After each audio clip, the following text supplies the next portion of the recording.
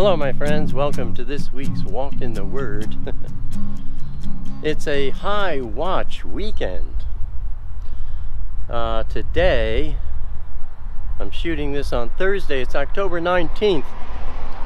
This day begins the high watch through, I don't know, the 23rd or something. It's just this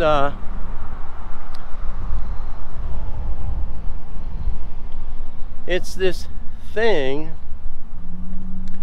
about the barley harvest, and that you can't have Yom Teruah, the Feast of Trumpets. My favorite title is Yom Zakar, the Day of Remembering, on September 23rd, if the barley harvest is not ripe, if it's not Abib. It wasn't. So that shifts over to today, tomorrow, I don't know, sometime this weekend. Could be, or they're saying is, the actual Moed of Yuhshua. So maybe we'll go home this weekend, man. I'm down with that, you know. I mean, I'm up with that. Ay. But we'll see. I'm trying something new. I don't know if you can tell, but I have a light fixed above my camera. I think I have it bright enough. The thing is, I'm not sure what time it is. I think it's around 5:30, quarter to 6, and the sun is supposed to set in about a half an hour. So I got this light because the sun is setting earlier, and I might have to come out here to do my walk in the Word, and there's not any real light, so maybe this will suffice. Anyway, this is a high watch weekend. Don't miss this Tuesday's news, because I'm going to cover, I've been scoping out watchers, you know, on YouTube, and I found a few that I believe are doing their job. I'll be telling you about them on Tuesday. This weekend we're in a high watch. Maybe it could happen. November 3rd is another one. I'm not sure what that's all about. Let you know when I figure that one out. And there's a few dates in December or whatever. Right now I'm just in this point of focusing on encouraging the watchers not to fall prey to being upset that they got the dates wrong or whatever, and to stop focusing on dates, stop chasing the ice cream truck, and shift our focuses to pitching our tents with Elohim, being washed by and growing in His Word, because if we're not doing that, we will never be given the sight to see anything of His. If you haven't seen last Thursday's word study, that's what it's all about.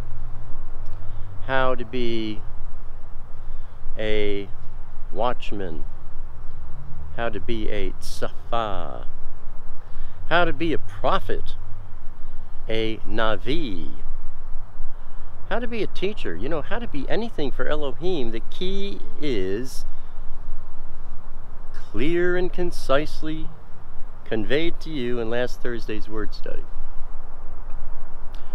So, but there's something that's also been on my mind, and that is this thing about falling asleep. You know, Yuhshua, he told the parable of the 10 virgins, and they all fell asleep. 5 of them were prepared, though. But It's not talking about they fell asleep in their beds and they were dreaming, you know, and they had to be woken up by an alarm clock. Not that kind. A lot of times the word talks about someone being asleep, or those who are asleep. They're talking about those who have died. But this is different. The virgins fell asleep, and they weren't sleeping in their beds dreaming. Yuhshua says in some of his other parables, watch, because you don't know what time the master is going to come home, and you don't want him to find you asleep when he comes. Again, he's not talking about, you know, you were taking a siesta. No, he's talking about being asleep. I gave that analogy about the father with his kids and the ice cream truck comes. Before the ice cream truck comes, the kids are with Daddy. Daddy is king of the world. He is the light of their life. They're all focused on him, and they are awake, looking to him for the excitement of the day, whatever. The ice cream the ice cream truck, you know, when I was a kid, they used to have jingle bells, like 10 of them across the top, and he would yank on a string, and oh man, that sound was something special. The guy driving the ice cream, he starts hitting the jingle bells, bam, the kids fall asleep. They're in the dream of ice cream. It's the ice cream dream. They fell asleep. They're not awake to Daddy. They're in this dream state about ice cream. They think ice cream is their salvation. Same thing, you know, the 10 virgins. They're all waiting for him to come. He tarries. We've talked about that. And they all fell asleep. They stopped. They didn't fall asleep.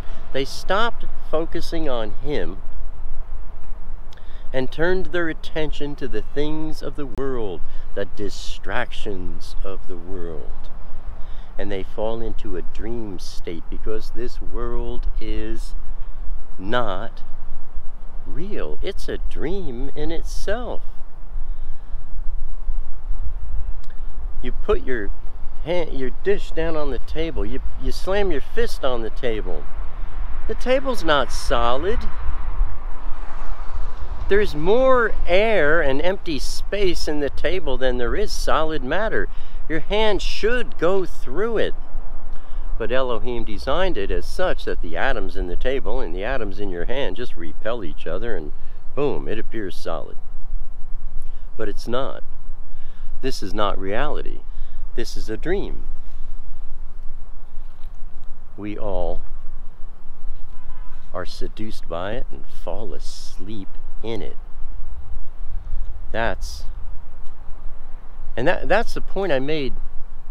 I think it was last week's Walk in the Word. I was talking about, I was going to a party, parked the car. I can still see myself walking down the sidewalk up to the door, and I was purposing in my heart to not forget Elohim. I'm going to walk into the party, and I am going to be conscious that I am echad, one with Elohim the whole time. I'm not going to let that line of thought be broken. The door opens, I enter the door, I walk through the doorway, and as though it was some kind of a magical portal, click, the lights went off, and I fell asleep. There was so much going on. The party was so alive that I got pulled in and I fell asleep. That is being asleep. If you are so wrapped up in the things of this world, more so than the things of Elohim, then you are asleep. And when he comes, you won't know it till it's too late. Why? Because you were sleeping. Watch therefore, so that when the master comes, He doesn't find you asleep. I'm not talking about you sleeping in your bed taking a nappy poo. Being asleep. That party, the things of the world, there was so much sensationalism going on that it just grabs you, man. It just pulls you into a dream state. And in effect, you are no longer awake. The only time you're awake is when you are focused on and aware of your walk with Elohim, your business pitching tents with him. The other thing, you know, last week that bird, I can't forget that bird. I have more than one reason why. One reason was last week he flew across, I mean from down there over to there. It had to be, I would say, at least a quarter of a mile, maybe more. He was high up. That bird was a lot bigger than he looked, and I believe that bird must have been going 40 to 50 miles an hour, maybe 60, and he didn't even flap his wing once. He was just the wind, you know. I also told you the story about when I was living upstate New York and I bought a little train depot and built a house onto it. I designed the house myself. I drew up blueprints, took them to the bank. They gladly handed me money, and I built every bit of it with my own hands. I did all the plumbing, all the wiring, all the sheathing, the framing, the roofing, everything. It was a great, joyful time with my wife and my Binti, my daughter, Michelle. Michelle was 2 years old at the time. But while we were up there, one day I was graced with a visitation of a red-tailed hawk. His wingspan had to be more than 6 feet. I was driving my truck. I was all alone. Beautiful sunny summer day. I was in the Ruach. Conversations with Elohim. Somehow I believe this magnificent bird sensed my connection with Elohim. And I'm driving the truck. I'm on a back country road in the middle of nowhere. There is nothing but me, Elohim, and his creation. I'm cruising 15, 20 miles an hour. And this bird is behind me and above me. He came down. He was above the roof of the truck. I didn't even know it. He had to come a foot above the roof of the truck, and then he came down over the windshield, right, and he covered the entire windshield over the hood of the truck. His wingspan was wider than the truck. Beautiful colors and feathers, and I didn't get to see his face. Everything was the bottom. He came down so close. I mean, he did this on purpose. I don't know how to interpret it. And he came down over the hood of the truck, and then he just swooped down into the valley. It was a magnificent experience. I'll tell you something. That didn't cause me to fall asleep. That woke me up in the Ruach beyond description, beyond compare. And there was a bonding with that bird. He bonded with me. We communicated in a way that I don't know anything about. But man, was it ever beautiful. Anyway, back to the theme of today's walk, which is, you know, when the Master comes, don't let him find you asleep. a lot of us, me included, we got distracted by the sign in the Shamayim and the dates. September 23rd, it has to be, and then it wasn't. September 30th, man! Okay, you know, October 19th, or maybe the 23rd, you know. The dates caused us to fall asleep. Because it's not about the dates, it's not about the ice cream. It's about reading the signs and knowing that, hot dog, we are in the season of the net chetef, the harpazo, the rapture. We're in the season. It's, you know, it's coming, man. This is it. But we just keep watching. And you know, those of you who have a video channel and you have, I don't care what the number is, but you have people coming and watching your videos. Whenever you put one out, you got a certain number of people coming.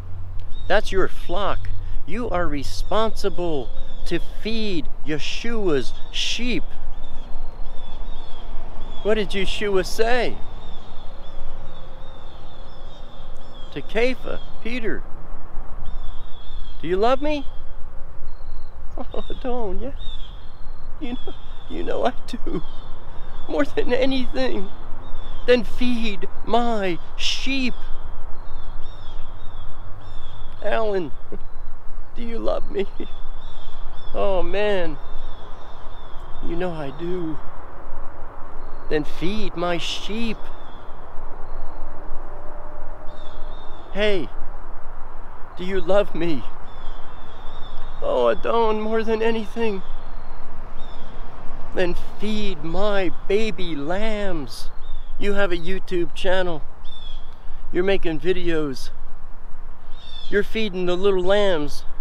They get used to coming to your table for food. You feed them.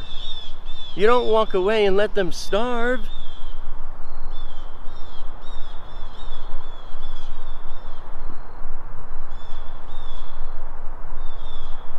That's what it's all about. Feeding his sheep. Kodesh, Kodesh, Kodesh, Yahweh Shaddai, who is, who was, and who is to come. Kodesh, Kodesh, Kodesh, Yahweh Shaddai, Michea, Mi'idein, Umihiye, Umihiye. That's our walk in the Word. Praise Elohim.